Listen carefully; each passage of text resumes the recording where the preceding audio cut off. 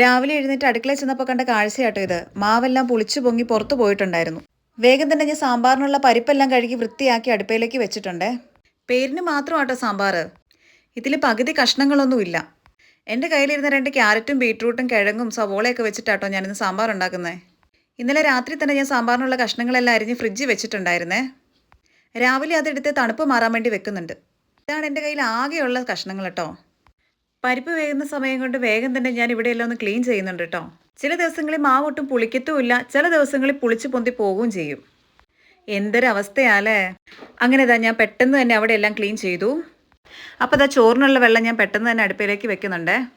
ആ സമയത്ത് നമ്മുടെ പരിപ്പൊക്കെ വെന്ത് വന്നിട്ടുണ്ട് കേട്ടോ. നല്ലപോലെ വെന്ത് വന്ന പരിപ്പിലേക്ക് നമുക്ക് കഷ്ണങ്ങളൊക്കെ ചേർത്ത് കൊടുക്കാം കേട്ടോ. അതിനുശേഷം കുറച്ച് ഉപ്പും മഞ്ഞൾപ്പൊടി ഇട്ട് നമുക്കത് വേവിക്കാൻ വെക്കാം. നമ്മുടെ ദോശമാവിലേക്ക് കുറച്ച് ഉപ്പ് ചേർത്ത് നന്നായിട്ട് ഇളക്കി എടുക്കുന്നുണ്ട്. ചെറുപ്പത്തിൽ എനിക്ക് ഒട്ടും ഇഷ്ടമില്ലാതിരുന്ന സാധനമായിരുന്നു ദോശ. പക്ഷെ വലുതായപ്പോൾ ഏറ്റവും ഇഷ്ടം ദോശയോടായി. പക്ഷെ ഇവിടെ ദോശ ഉണ്ടാക്കുന്നത് വളരെ കുറവാട്ടോ. കൂടുതലും ഉണ്ടാക്കുന്നത് പുട്ട.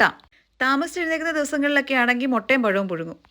അപ്പോൾ നമ്മുടെ ചോറിനുള്ള വെള്ളമൊക്കെ തിളച്ച് വന്നിട്ടുണ്ട്. അതിലേക്ക് ഞാൻ അരി ഇട്ട് കൊടുക്കുന്നുണ്ട് കേട്ടോ. എത്രയൊക്കെ ശ്രമിച്ചിട്ട് എനിക്ക് മാറ്റാൻ പറ്റാത്തൊരു ശീലമാണ് ഈ അടുക്കളയിൽ നിൽക്കുമ്പോൾ ഉടുപ്പയിൽ കൈ തൂക്കുന്നത്. അങ്ങനെ തൂത്തിപ്പോൾ എല്ലാ ഉടുപ്പിൻ്റെ 2 സൈഡും മഞ്ഞളിൻ്റെ കറയും കരിമ്പനും ആട്ടോ. എന്നാലും വീണ്ടും ഇത് തന്നെ ചെയ്യും.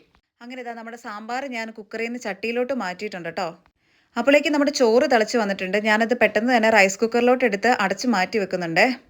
ഇനി നമ്മുടെ സാമ്പാറിലോട്ട് ഞാൻ കുറച്ച് മല്ലിപ്പൊടിയും മുളക് പൊടിയും ചേർത്ത് കൊടുക്കുന്നുണ്ട്. എന്നിട്ട് നന്നായിട്ടൊന്ന് ഇളക്കി കൊടുക്കുന്നുണ്ട്. അതിലേക്ക് ഞാൻ കുറച്ച് പുളിവെള്ളം കൂടി ഒഴിച്ച് കൊടുക്കുന്നുണ്ട് കേട്ടോ. പിന്നെ കുറച്ച് കായവും ചേർത്ത് കൊടുക്കുന്നുണ്ട്. എന്നിട്ട് നല്ല പോലെ ഒന്ന് ഇളക്കി എടുക്കുന്നുണ്ട്. അപ്പോൾ നമ്മുടെ സാമ്പാർ ഏകദേശം സെറ്റ് ആയിട്ടുണ്ട്. അതിലേക്ക് നമുക്ക് കുറച്ച് കടുകും കൂടി വറുത്ത് ചേർക്കാം കേട്ടോ. അപ്പോൾ ഇവിടെ നമ്മുടെ തട്ടിക്കൂട്ട് സാമ്പാർ റെഡി ആയിട്ടുണ്ട്.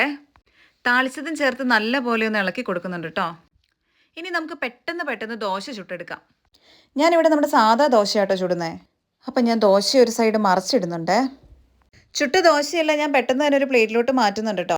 അങ്ങനെ നമ്മുടെ നല്ല ചൂട് ദോശ നല്ല ചൂട് സാമ്പാർ റെഡി ആയിട്ടുണ്ട്.